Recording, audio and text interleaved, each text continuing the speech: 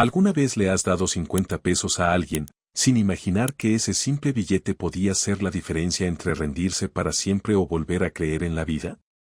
Ahora imagina esto, estás en la calle, con el estómago vacío desde hace 2 días, con las manos temblando de debilidad, y cuando por fin juntas el valor para pedir ayuda, la mayoría ni siquiera te ve. Y justo cuando estás a punto de irte a buscar comida en la basura, aparece Juan Gabriel, a unos pasos de ti. Lo que pasó después no fue un gesto de famoso, ni una limosna rápida para quitarse el problema de encima. Fue una decisión que incomodó a su propia gente, paralizó una agenda importante y dejó a varios testigos con un nudo en la garganta. Quédate hasta el final porque vas a llevarte algo muy concreto.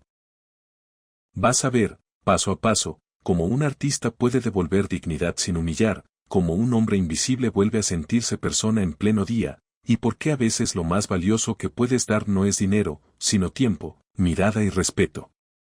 Alberto García pidió 50 pesos mexicanos a Juan Gabriel en una tarde de octubre de 1998, en la colonia Roma de la Ciudad de México. Alberto tenía 68 años y vivía en las calles desde hacía casi 5 años, desde que todo se le fue rompiendo por dentro y por fuera, una pérdida tras otra, hasta quedarse sin un lugar propio y sin alguien que preguntara por él. Había llegado desde Guatemala en 1991 con la esperanza de una vida mejor que nunca llegó, sin documentos apropiados, sin familia, sin nadie que lo sostuviera cuando las cosas se pusieron difíciles. Con el paso del tiempo, sobrevivir se volvió una rutina humillante. Caminar, pedir, aguantar miradas, aguantar insultos, aguantar el frío de la madrugada y el sol de mediodía, aguantar el mismo pensamiento repetido como martillo, ¿qué estoy haciendo aquí? Ese día, Alberto no había comido una comida decente en 2 días. No era solo hambre, era un vacío que le dolía como si le raspara por dentro, como si el cuerpo reclamara algo más que comida, reclamaba un mínimo de humanidad. Las manos le temblaban de debilidad cuando las extendía pidiendo ayuda, y aún así, trataba de mantener la espalda recta, porque lo único que le quedaba intacto era una especie de orgullo silencioso, una dignidad que se negaba a morir aunque la ropa estuviera sucia y rasgada. Desde temprano, Alberto había pedido dinero a más de 20 personas y casi todos lo habían ignorado. Algunos ni siquiera lo miraban, como si fuera parte del paisaje, como si su presencia fuera un estorbo que se borra con solo apretar el paso. Otros aceleraban cuando lo veían acercarse, como si el problema pudiera contagiarse. Una pareja joven cruzó la calle solo para evitarlo, y Alberto alcanzó a verles el gesto, esa incomodidad que a veces es más hiriente que un insulto. Un hombre de traje le dijo, sin detenerse: consigue un trabajo, como si fuera tan simple, como si Alberto no hubiera intentado, como si no existieran puertas cerradas por la edad, por el acento, por la ropa, por la falta de papeles, por la mala suerte acumulada durante años. Y aún así, Alberto entendía la reacción, aunque le doliera. Lo entendía porque, cuando era joven y trabajaba en Guatemala, probablemente él mismo habría hecho lo mismo, mirar hacia otro lado. La gente no quiere ver el sufrimiento porque le recuerda lo cerca que todos estamos de terminar igual, a una enfermedad, a una mala decisión, a un despido, aún ya no podemos ayudarte. Alberto lo pensaba mientras caminaba arrastrando un poco los pies, midiendo la energía que le quedaba, sintiendo cómo la cabeza le zumbaba por la falta de comida, y en su mente ya se iba formando la idea de rendirse por ese día. Buscar atrás de algún restaurante, esperar a que sacaran bolsas, comer lo que fuera, lo que alcanzara. Y entonces ocurrió algo que cambió el rumbo de esa tarde. Cuando estaba a punto de doblar la esquina y perderse entre el ruido de la ciudad, vio movimiento en la puerta de un estudio de grabación al otro lado de la calle. Primero salieron 2 hombres grandes, con esa mirada de barrido rápido, como si revisaran el mundo buscando peligro. Alberto los reconoció de inmediato: guardaespaldas. No porque hubiera convivido con famosos, sino porque la postura no se confunde, esa forma de pararse como pared, de mirar sin mirar, de estar listos para bloquear cualquier acercamiento. Los 2 se colocaron en posiciones estratégicas, midieron la calle, observaron autos, peatones, el entorno. Y detrás de ellos, salió un hombre vestido con ropa elegante, con presencia. Alberto lo reconoció incluso desde lejos, como se reconoce un rostro que la ciudad te ha ido mostrando en fragmentos. En una radio que suena en una tienda, en un taxi que pasa con la ventana abajo, en una casa donde se escucha música a medio volumen. Era Juan Gabriel. Incluso viviendo en las calles, Alberto había escuchado sus canciones por todas partes, como si la voz de ese hombre siguiera entrando en los hogares aunque uno no tuviera hogar. Había un auto negro esperando en la calle, y los guardaespaldas se movieron rápido para escoltarlo. Alberto supo, con una certeza dura, que tenía solo unos segundos antes de que Juan Gabriel subiera al auto y desapareciera para siempre. Ahí apareció el dilema: ¿me acerco y me humillo otra vez, o me voy? Y en esa duda, decidió lo único que podía: juntar la valentía que le quedaba. Alberto cruzó la calle caminando lo más rápido que sus piernas débiles le permitían. Cada paso le pesaba, como si el cuerpo le reclamara descanso, pero el impulso era más fuerte. No era solo pedir dinero, era pedir una oportunidad de ser visto. Los guardaespaldas lo vieron acercarse y uno extendió el brazo para bloquearlo. «Aléjate, abuelo», dijo el guardia con voz firme, sin insulto abierto, pero con ese tono que no admite negociación. Alberto no se detuvo. No corrió, no empujó, solo siguió avanzando con una determinación silenciosa, como si ya hubiera aprendido que si te detienes ante el primer muro, nunca llegas a nadie. «Por favor, señor», dijo dirigiéndose a Juan Gabriel con su acento guatemalteco marcado, ese acento que en la calle le había traído desprecio. «Necesito 50 pesos para comer algo. Llevo 2 días sin comer bien». Su voz salió débil y temblorosa, pero sus ojos no bajaron. Y ahí estaba la diferencia: Alberto no estaba pidiendo con la mirada al suelo como quien se disculpa por existir, estaba pidiendo de frente, con dignidad, como un hombre hablando con otro hombre. En esa fracción de segundo, Juan Gabriel se detuvo a medio camino hacia el auto. No fue un paso teatral. Fue una pausa real, como si algo en esa frase y en esa mirada lo hubiera jalado. El otro guardia dio un paso adelante, con prisa. «Señor, tenemos que irnos». «Su próxima cita es en 30 minutos», dijo, recordándole la agenda, el ritmo, la vida de alguien que vive contra el reloj. Juan Gabriel levantó la mano y el guardia se frenó de inmediato. Ese gesto, esa mano en el aire, ya decía mucho. «Aquí mando yo, y ahora mismo esto importa». Juan Gabriel se acercó a Alberto mirándolo a los ojos de una forma que el viejo no había experimentado en años. No había desprecio, ni lástima, ni esa incomodidad de quien te da una moneda sin querer tocarte la vida. Había reconocimiento. Simplemente eso, un ser humano viendo a otro. «¿2 días sin comer?», preguntó Juan Gabriel, como si necesitara confirmar la realidad, como si le doliera escucharla. Alberto asintió sin poder hablar. La emoción le cerró la garganta porque no estaba acostumbrado a que alguien repitiera su dolor con seriedad. Juan Gabriel metió la mano al bolsillo, y Alberto pensó: va a sacar unas monedas y ya, como todos. Pero Juan Gabriel volteó hacia sus guardaespaldas y dijo algo que no estaba en el guión de nadie: «Cancelen mi próxima cita o muévanla 1 hora». Los guardaespaldas se miraron confundidos, como si no hubieran escuchado bien. «Señor, es con el productor de televisión». «Llevamos meses tratando de conseguir esa reunión», protestó uno, y en esa protesta estaba la lógica del mundo: «Esto no se mueve, esto es importante, esto cuesta». Juan Gabriel lo miró con firmeza, sin gritar, pero sin dejar espacio para discusión. «Pues ahora van a tener que esperar un poco más». Y luego volvió a Alberto, como si el resto del universo se hubiera quedado en pausa. «¿Cómo te llamas?». «Alberto García, señor», respondió el viejo, todavía incrédulo de que estuvieran conversando como si el tiempo no apretara. «Soy de Guatemala, pero llevo años aquí en México». Juan Gabriel asintió lentamente, absorbiendo esa información como quien entiende más de lo que le dicen. «Mucho gusto, Alberto. Yo también me llamo Alberto, aunque todos me conocen como Juan Gabriel». Y con suavidad, le puso la mano en el hombro, no como un gesto de superioridad, sino como un ancla, como diciendo: «Estás aquí, no te vas a caer. Ven conmigo. Vamos a almorzar juntos». A Alberto le costó procesar la frase. No era te doy dinero. Era ven conmigo. No era toma y vete. Era nos sentamos. Alberto lo miró sin entender, como si su mente buscara el truco, la condición escondida. Juntos, señor, alcanzó a decir. Juan Gabriel sonrió con naturalidad, como si fuera lo más normal del mundo. Claro. No puedes comer solo. Además, llevo toda la mañana encerrado en ese estudio y también tengo hambre. Los guardaespaldas se notaban incómodos. Estaban entrenados para evitar riesgos, para controlar acercamientos, para resolver rápido. Y esto era lo contrario, esto era abrir el círculo, romper el protocolo, entrar a un lugar público con un hombre de la calle al lado.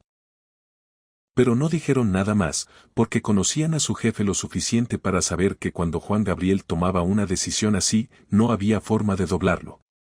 Y Alberto, todavía con la garganta apretada, dio ese primer paso que se siente como entrar a otro mundo, caminó junto a Juan Gabriel.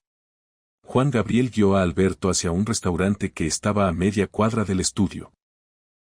Era un lugar de comida mexicana tradicional, limpio, acogedor, con manteles blancos en las mesas y un olor cálido que a Alberto le pareció irreal, como un recuerdo de otra vida. Alberto nunca había entrado a un restaurante así. Cuando tenía dinero, compraba tacos en la calle, algo rápido, barato, sin sentirse observado. Cuando no tenía, aguantaba o buscaba lo que fuera.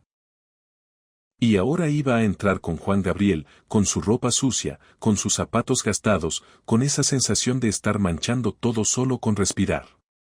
Al cruzar la puerta, la anfitriona lo reconoció inmediatamente. Se le abrieron los ojos, la sonrisa se le encendió con emoción. Señor Juan Gabriel, qué honor tenerlo aquí, dijo con esa voz que intenta ser profesional pero se traiciona por la admiración. ¿Mesa para cuántas personas? Para dos, respondió Juan Gabriel, y señaló a Alberto, que estaba medio paso detrás, intentando hacerse pequeño, como si el cuerpo se le encogiera por vergüenza. La anfitriona miró a Alberto con una expresión que no necesitaba palabras, desaprobación, incomodidad, juicio.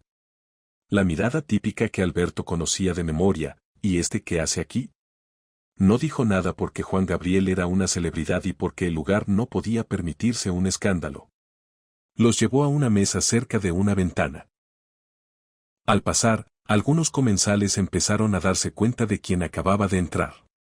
No era un secreto, en segundos, el ambiente cambió, como pasa cuando entra alguien famoso y la atención se concentra sin querer.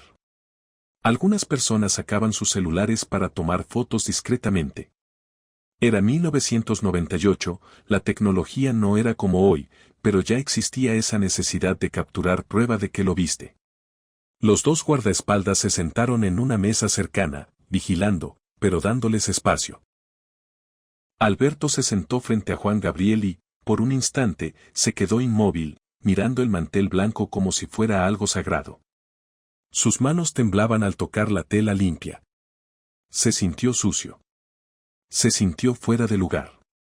Sintió esa vergüenza vieja que en la calle se te mete en la piel y te hace creer que no mereces estar en ninguna parte. Juan Gabriel lo notó de inmediato, porque hay gente que mira y hay gente que observa. Juan Gabriel bajó un poco la voz, como para que Alberto no se sintiera exhibido. No te preocupes por nada, Alberto. Estás exactamente donde debes estar. No era una frase de discurso, era una afirmación tranquila. Y para alguien como Alberto, que llevaba años sintiéndose donde estorba, escuchar donde debes estar fue como respirar un poco mejor. La mesera se acercó con el menú temblando, visiblemente nerviosa, porque tenía enfrente a Juan Gabriel. Señor, es un honor tenerlo aquí, dijo entregándole el menú sin mirar a Alberto, como si Alberto fuera un hueco. Juan Gabriel tomó el menú y, sin darle importancia al protocolo, lo empujó hacia Alberto. Pide lo que quieras, le dijo con naturalidad, como si el invitado importante fuera el viejo. Alberto abrió el menú y los ojos se le humedecieron. Los precios le parecían un insulto a su realidad, un plato costaba más de lo que él pedía en una semana entera en la calle. Sintió un impulso inmediato de decir que no, de no abusar, de no molestar, de no ser carga. No puedo, señor, es demasiado caro, murmuró, casi avergonzado por existir. Juan Gabriel negó con la cabeza, firme pero sin dureza. Alberto, ¿no me hiciste venir hasta acá para que pidieras lo más barato? Pide lo que realmente quieras comer. Esa frase cambió el aire. Porque en la calle, uno aprende a pedir lo mínimo para que te den algo. Aprende a reducirte. Aprende a sentir culpa por necesitar. Y Juan Gabriel le estaba dando permiso de lo contrario, de elegir, de querer, de ser persona. Alberto miró el menú otra vez, respiró, y señaló un plato de carne asada con arroz y frijoles. Esto se ve bien, dijo en voz baja, como si pidiera perdón hasta por elegir.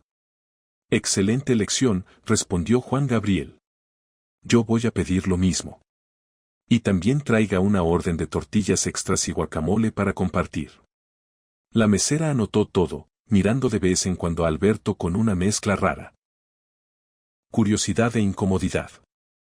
Se fue, y por un instante, en esa mesa, hubo un silencio que no era incómodo, era expectante.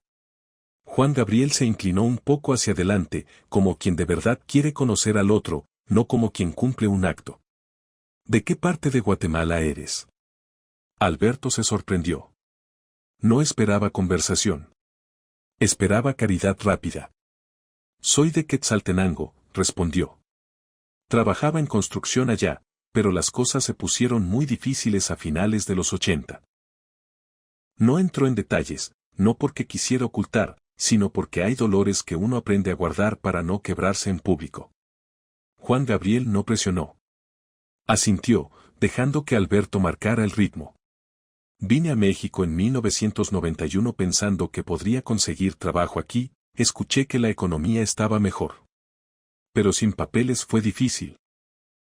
Juan Gabriel lo escuchaba con una atención que Alberto no recordaba haber recibido en años, esa atención que te hace sentir que tu historia importa aunque no salga en ningún lado. ¿Tienes familia?, preguntó Juan Gabriel con suavidad, sin morbo, sin insistencia. Alberto bajó la mirada. Perdí a mi familia hace muchos años, por eso vine solo. Esa frase cayó como piedra. Hubo un silencio breve.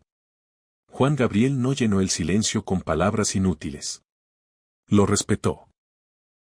Y entonces, como si quisiera que Alberto supiera que no estaba hablando con alguien que jamás había conocido la ausencia, Juan Gabriel dijo algo que cambió la conversación, ¿sabes?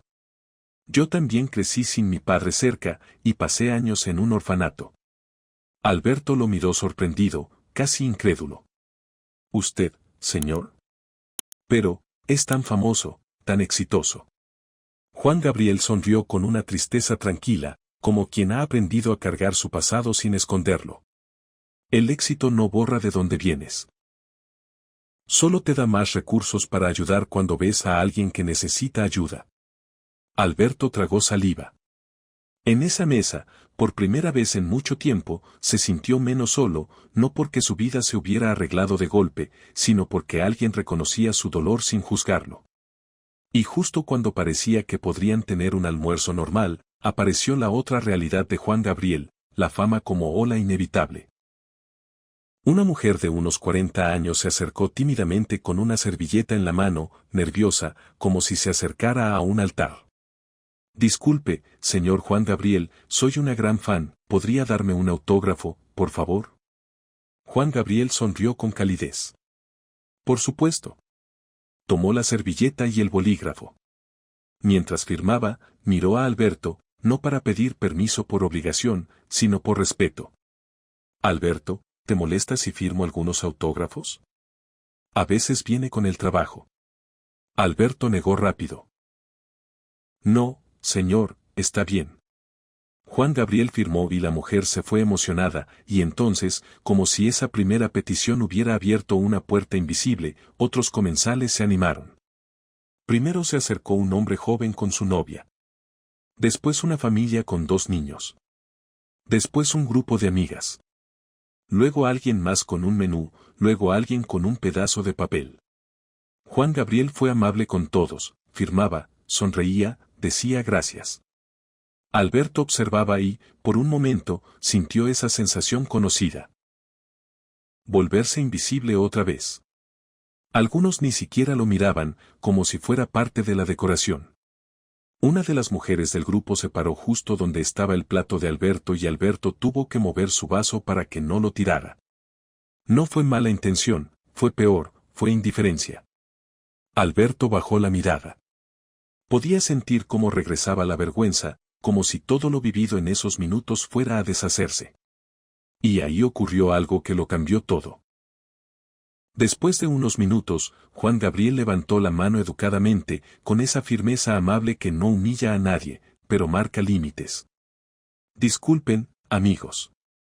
Estoy en medio de un almuerzo importante aquí, dijo, y señaló a Alberto.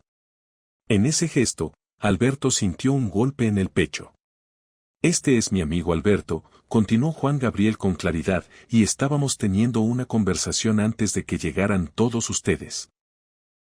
La forma en que dijo mi amigo Alberto, con naturalidad, con respeto, sin adornos, hizo que el viejo sintiera algo que no había sentido en años, dignidad. Algunas personas miraron a Alberto confundidas, como preguntándose quién era. Otros se disculparon de inmediato y regresaron a sus mesas. El restaurante volvió a bajar el ruido. Alberto seguía ahí, respirando distinto, como si por fin tuviera permiso de ocupar espacio. La mesera llegó con los platos humeantes y el olor a comida caliente le pegó a Alberto como una ola.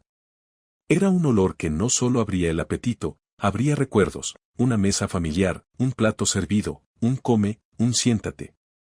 Alberto sintió que podía desmayarse de hambre, pero también de emoción. Juan Gabriel esperó a que le sirvieran a Alberto primero antes de tocar su propio plato, como si el orden importara. Adelante, le dijo con suavidad. Alberto tomó el tenedor con manos temblorosas y cortó un pedazo de carne. Cuando lo puso en su boca y comenzó a masticar, las lágrimas le corrieron por el rostro. Y no era solo el sabor después de 2 días. Era el significado, alguien lo había sentado, le había dado comida, le había dicho amigo, le había recordado que existía. Juan Gabriel comía sin hacer comentarios sobre las lágrimas, como un acto de respeto, permitir que el otro tenga su momento sin convertirlo en espectáculo. Alberto lloraba callado, tratando de no hacer ruido, tratando de no molestar con su emoción, pero era imposible detenerla. Mientras comían, Juan Gabriel le hizo más preguntas a Alberto, preguntas sencillas, humanas, de esas que en la calle casi nadie te hace. Le preguntó qué tipo de construcción hacía, qué le gustaba de su tierra, qué extrañaba, si tenía alguna canción favorita, si la música lo acompañaba en los días difíciles.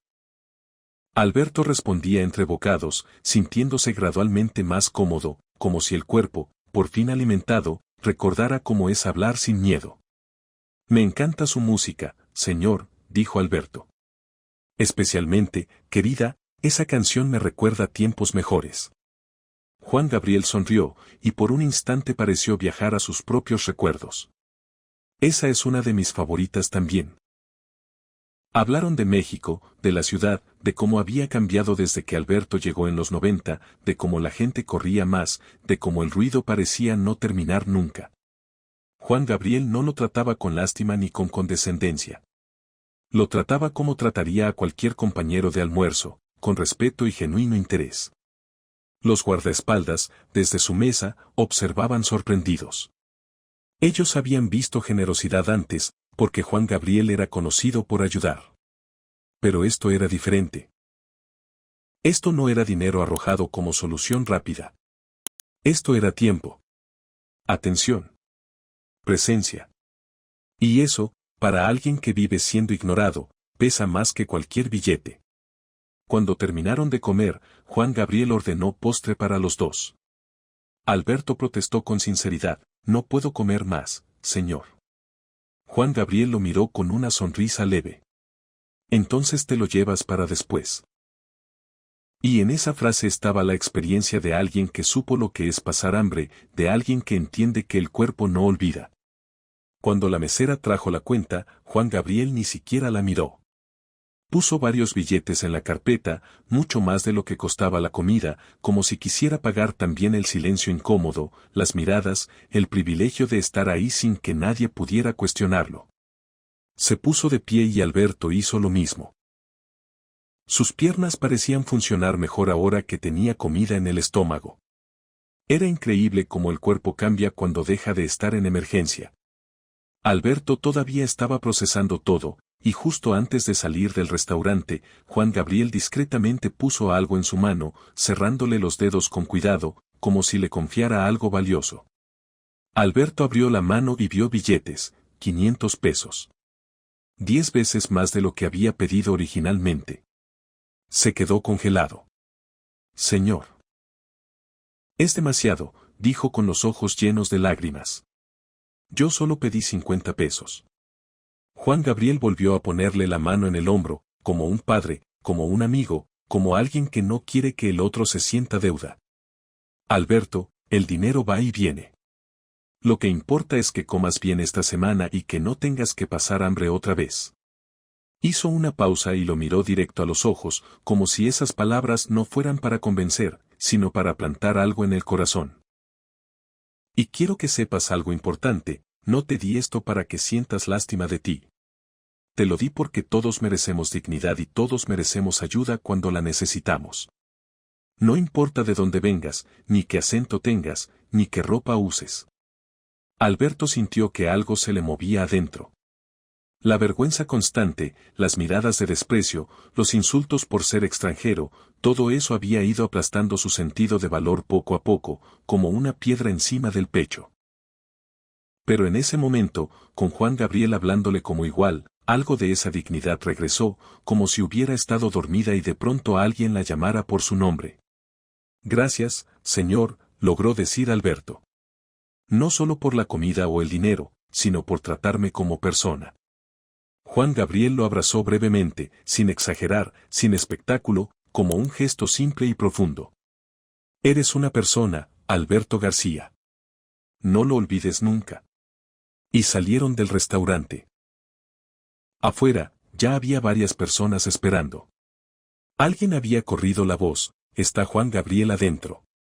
Querían fotos, autógrafos, verlo de cerca, tener un segundo con él. Los guardaespaldas formaron una barrera de inmediato. Era su trabajo. Pero Juan Gabriel les indicó que estaba bien, que controlaran sin agredir. Firmó algunos autógrafos más, se tomó fotos, sonrió. Alberto esperaba a un lado, sintiéndose otra vez pequeño ante la multitud. Y entonces Juan Gabriel lo llamó, en voz clara, frente a todos.